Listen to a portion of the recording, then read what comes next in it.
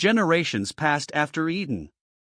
Humanity spread across the earth, building cities, forging tools, cultivating land.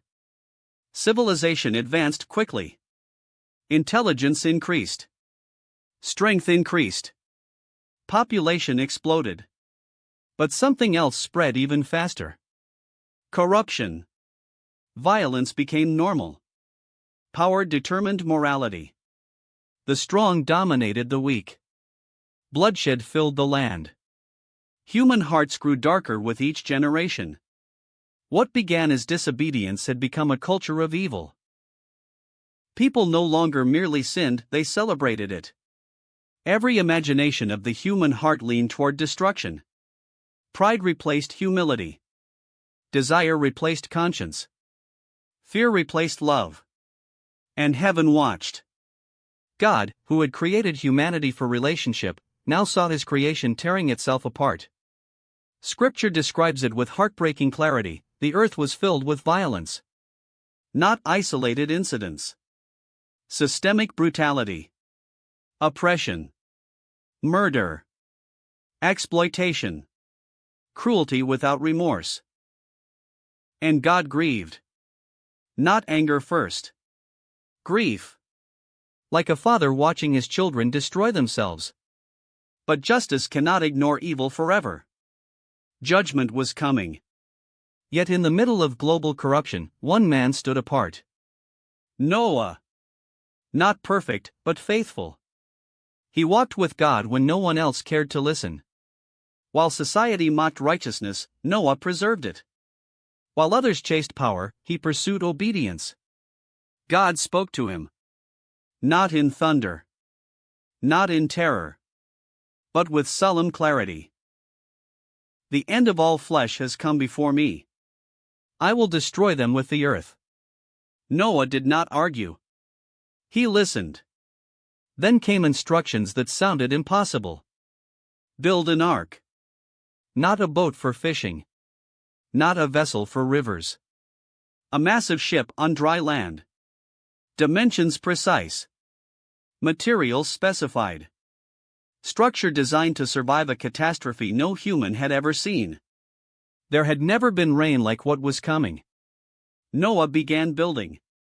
Day after day. Year after year. Wood cut. Beams lifted. Structure rising slowly against the sky. Neighbors laughed. Children mocked. Workers passing by shook their heads. A ship? Here? But Noah continued. Because obedience does not depend on approval. Decades passed. The ark grew enormous, towering above nearby structures, impossible to ignore. A silent warning visible from miles away.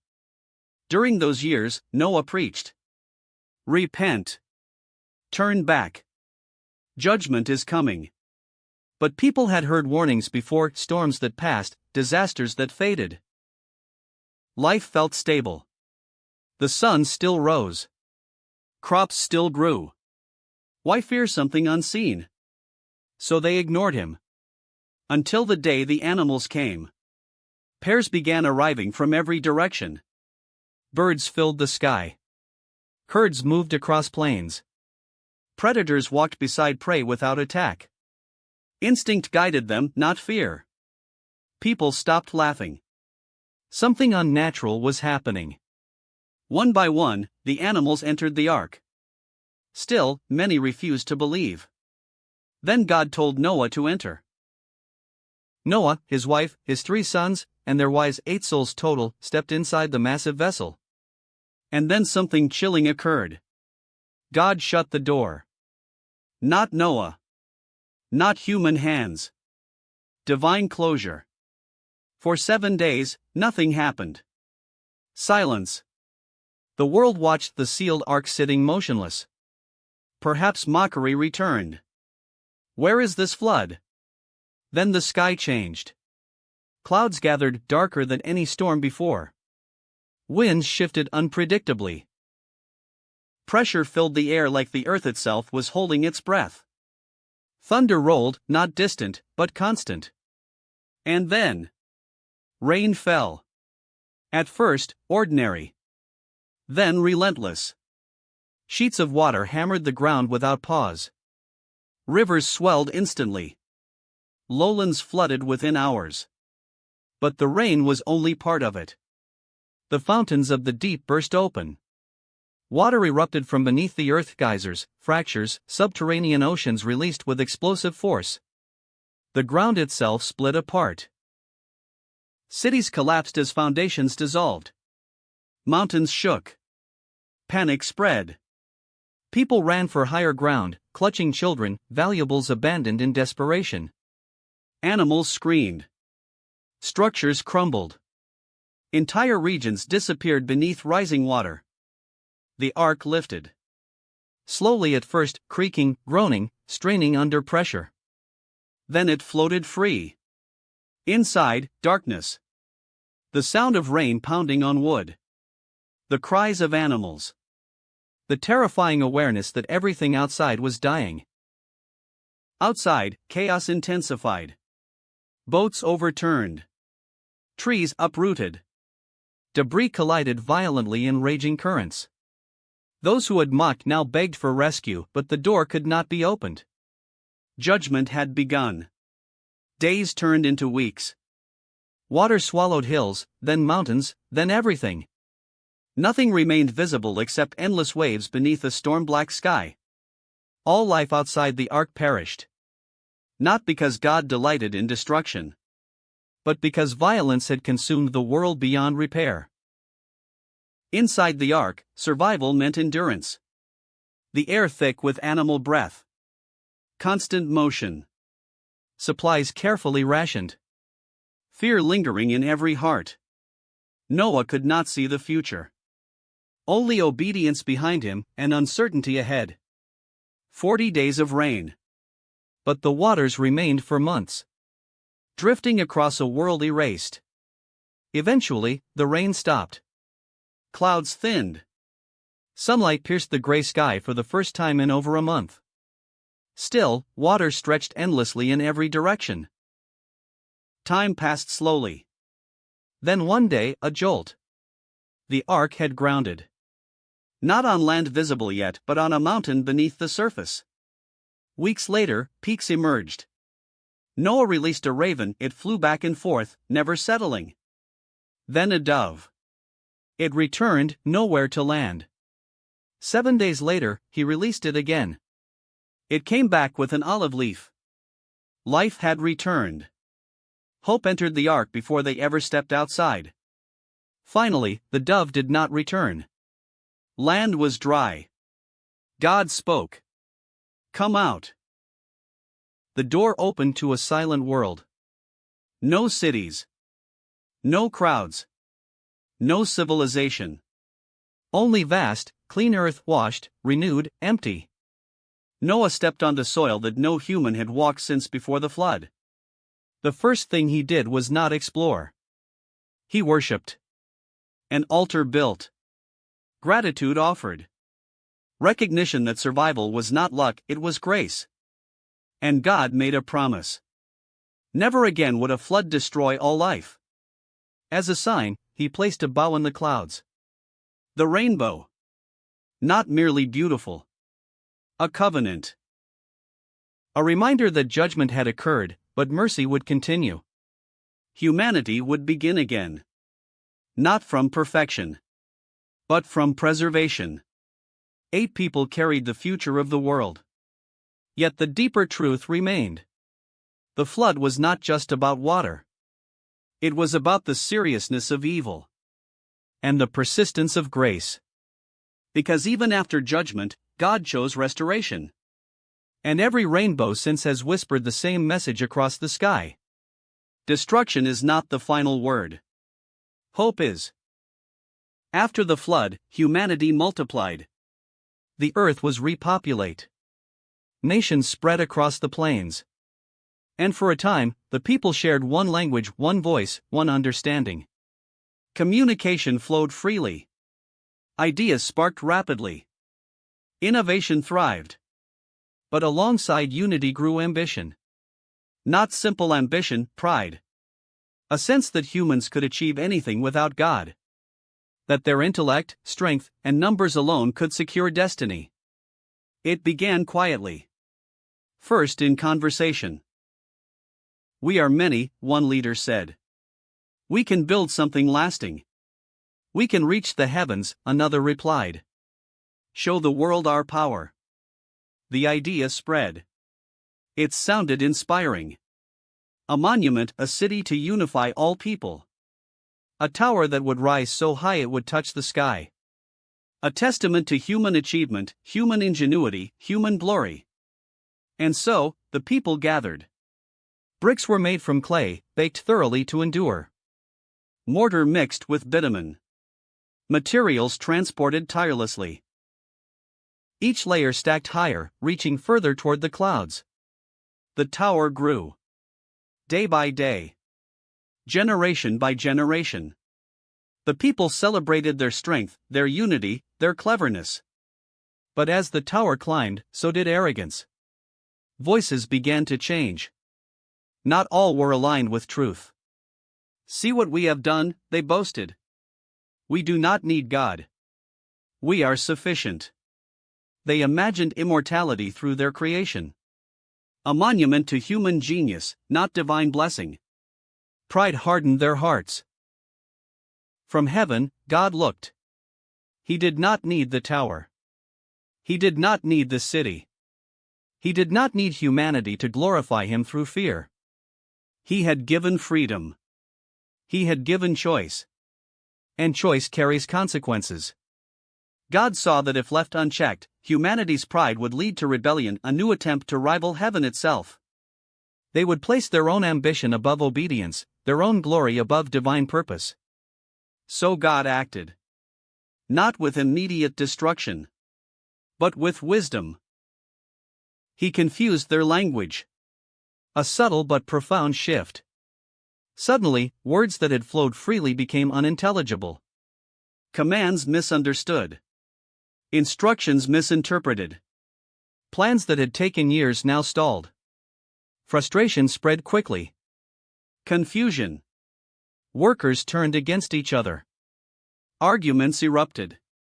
What had once been cooperation became chaos.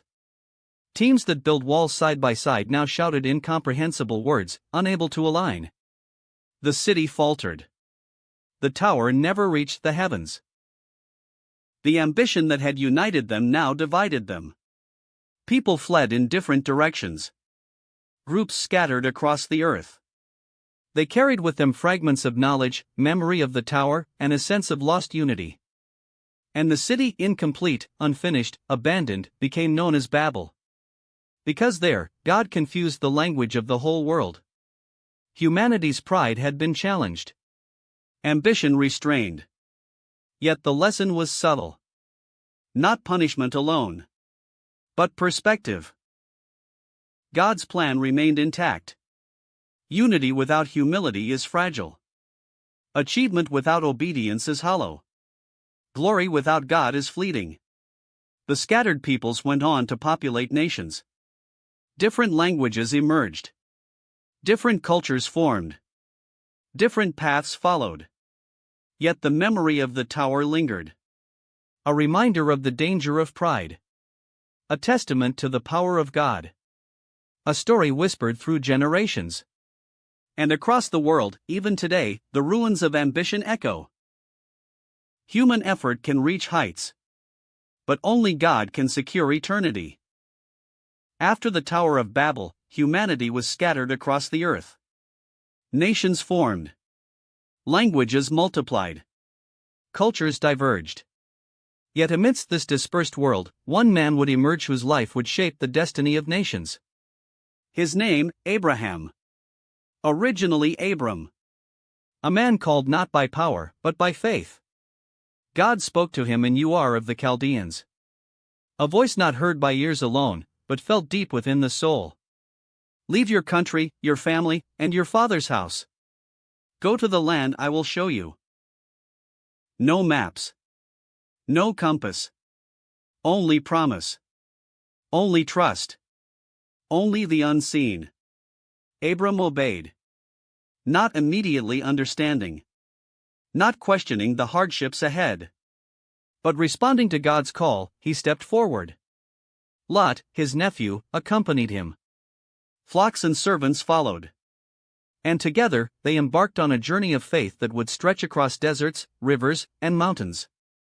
The land was vast, unclaimed, yet full of challenges. Famine struck. Scarcity threatened. Danger lurked in neighboring kingdoms. Yet Abram remained steadfast, guided by the unseen hand of God. One night, under starlit skies, God spoke again, "Look toward heaven, and count the stars if you can. So shall your descendants be." Abram looked, trying to comprehend eternity in the twinkle of stars. He was old. His wife Sarai was barren. Yet God's promise burned brighter than doubt. Descendants, inheritance, blessing. Everything humanly impossible, yet divinely certain. Years passed. Abraham wandered, trusting, waiting. He faced kings, famine, disputes, and uncertainty. He negotiated, interceded, and prayed. Each challenge tested faith, refined patience, and strengthened character. Then came a covenant. God appeared to Abraham. "I am your shield, your exceedingly great reward. Walk before me and be blameless. I will establish my covenant between me and you, and I will multiply your descendants exceedingly." A solemn ritual confirmed the eternal promise, circumcision. A physical sign of a spiritual covenant, a reminder across generations that God's promise is unbreakable. Yet faith was tested in ways beyond understanding. One day, God spoke, "Take your son, your only son Isaac, whom you love, and offer him as a burnt offering on one of the mountains I will show you." Abraham's heart shattered. Not because he doubted God's goodness, but because he loved his son, the very fulfillment of the promise. The journey of faith reached its climax. Step by step, Abraham obeyed, carrying wood and fire for the sacrifice, walking into a moment no human could comprehend, the tension between trust and heartbreak, between divine command and human love. At the final moment, God intervened. "Do not lay your hand on the boy, now I know that you fear God, for you have not withheld your son." A ram appeared, caught in the thicket. The sacrifice was fulfilled, but not in death. Faith proved victorious. Obedience, even unto the impossible, was rewarded. The covenant held, unbroken. Abraham returned with Isaac. Their journey continued, but now with a deeper understanding. God's promise was alive, enduring, and trustworthy. Nations would come from him. Blessing would flow through his lineage. And through his faith, the story of redemption would begin to take shape. Through wars, treaties, and divine guidance, Abraham's life became a beacon. A testament to obedience over convenience, trust over sight, faith over fear. The mountains, deserts, and cities he traversed remembered his footsteps, steps of a man called to participate in the unfolding plan of God, shaping history, faith, and the future of a chosen people. And even today, Abraham's story whispers across millennia. Faith is not the absence of fear. Obedience is not the absence of challenge. God's promise is not limited by human impossibility. Joseph was 17, full of dreams and bold visions of the future. His coat, a gift from his father Jacob, shimmered in colors unmatched, a symbol of favor, a spark of jealousy. He dreamed of sheaves bowing, stars bending, his family acknowledging his destiny. But dreams are dangerous when pride and envy live beside them. His brothers seethed. Bitter whispers turned to anger. Plans turned to violence. One day, while Joseph approached them in the fields, they seized him. Stripped of his coat, they cast him into a pit, dark and cold, the earth swallowing his cries. He should have perished there. Yet, even in despair, God's unseen hand hovered. They sold him to traders bound for Egypt, silver exchanged for freedom from envy. Joseph traveled, a stranger in a strange land, yet carrying hope deeper than chains.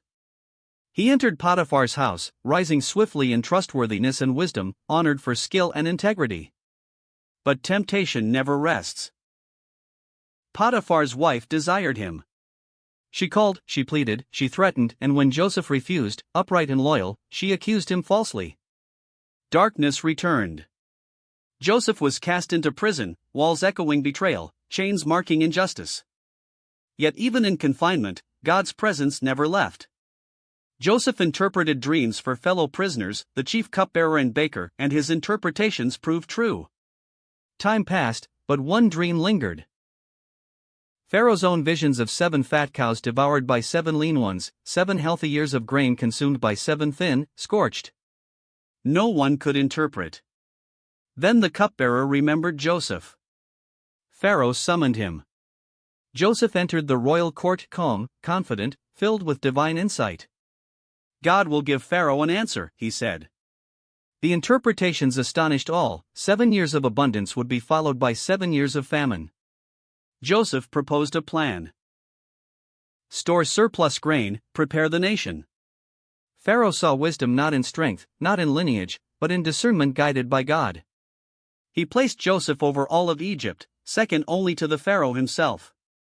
The years of famine arrived as foretold. Joseph opened storehouses. People from near and far came for food. Among them, his brothers unaware, kneeling for grain, approached the man they had betrayed. Recognition dawned slowly. Anger could have flared. Revenge could have ruled. But Joseph, the dreamer, now the redeemer, spoke words that would echo through generations. Do not fear. God sent me before you to preserve life. What you meant for harm, God intended for good. Tears fell, reconciliation unfolded. Families reunited. Generations preserved. The promises God gave to Abraham, the covenant, the lineage safeguarded. Joseph's life had been a tapestry woven with suffering, patience, faith, and divine purpose. And through it all, a lesson endured. Betrayal does not nullify destiny. Faith does not fail, even in chains. God's timing is perfect, and redemption often arrives through the most painful trials. Joseph's story, from favored son to slave, prisoner to prince, became a living testament. Hope survives hatred. Integrity survives temptation. Faith survives suffering. And God's purpose survives all human schemes.